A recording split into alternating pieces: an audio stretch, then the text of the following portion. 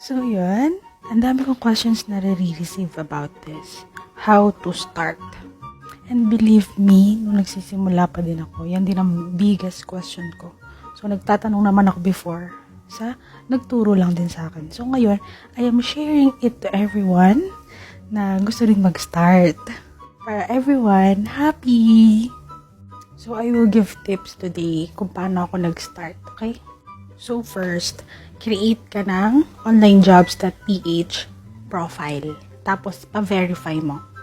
May previous video na ako about making onlinejobs.ph profile, okay? Watch nyo na lang yun. Then, pwede rin naman sa Upwork, ganon. Then, another tip. Join kayo sa onlinejobs.ph Facebook group. Madami dong tips and suggestions from other freelancers din.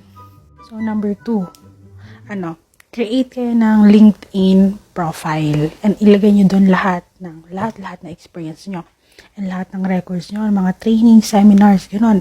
And treat it as your professional profile, okay? And also, connect din kayo sa mga recruiters doon. Madami doon eh. So, number 3 is to update your resume.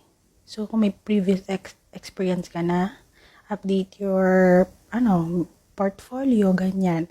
So, comment lang kayo if you want na gumawa ko ng tutorial about making resume, okay? So, number 4 is mag-attend kayo or sumali kayo sa mga paid and free seminars and trainings about freelancing. Madami sa Facebook noon. Usually, nagre-range siya ng 499 to 2,000 pesos. Ganyan. Training siya, pag paid training. And number 5, be consistent.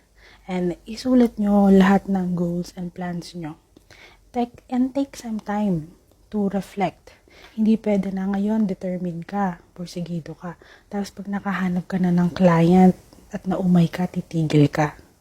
So, dapat determined and passionate ka. Dapat yung a-applyan mo is yung mag-enjoy ka para hindi mo ma-feel na work pala siya dahil lalo na at work from home, job. And lastly, number 6 is never stop learning. And naniniwala din ako na yun nga, as yung technology nagbabago, kailangan continue learning lang talaga. Kasi hindi tayo magiging sapat palagi. Kailangan continuous. Ganun. So yun, I hope I answer your questions and good luck sa job hunting. Comment lang kayo ng mga tanong nyo and I would be happy to answer them one by one. Thank you!